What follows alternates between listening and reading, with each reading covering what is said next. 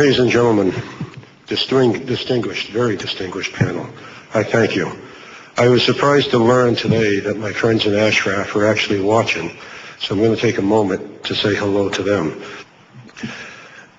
I have for everybody to read some copies of an article I did recently called Trapped by Politics.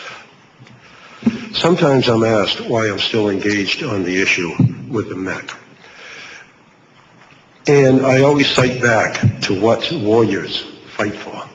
Quite often I'm asked, are we fighting for the nation? Are we fighting for the Constitution? Are we fighting for the flag? I turn to my distinguished fellow warriors and ask them to please confirm with me.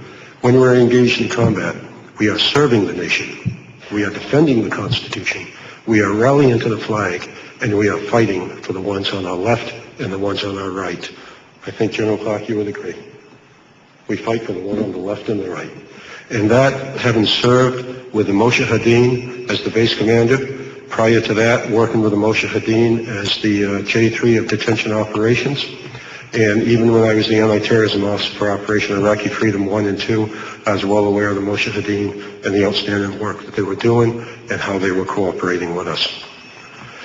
Now, in addition to maintaining loyalty to the one on the left and the right, which I shared with the Mujahideen many times, I go back to the comment about we serve the nation.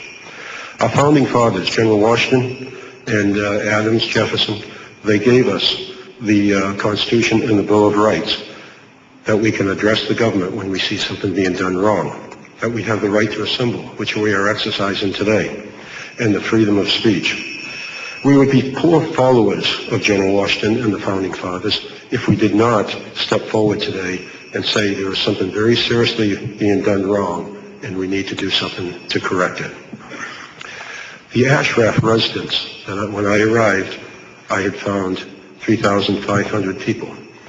What I found, built out of the desert, the flat desert, was a beautiful compound. It had parks, it had lakes, it had water.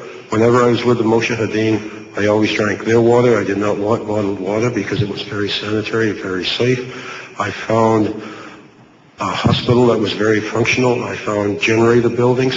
And what impressed me perhaps most of all was the mosque. The mosque, even though it had the double steeple of a Shia mosque, was open to all in the community. The Sunnis would come in and worship. The Shias would worship. They would worship together. The Americans were welcomed in the mosque. It was an open facility that all of us could go into. That is showing a very progressive society. If Iraq really wanted to step forward and do great things, they could get with Ashraf and learn how out of a desert a beautiful compound could be developed. I found the residents properly fed, properly clothed, and free to come and talk to us whenever I would visit their compounds, which was frequent, at least weekly, if not more sooner. Sometimes at night I would go out to one of their guard posts and just sit with them and enjoy some of their Ashraf cola and just be able to share some moments.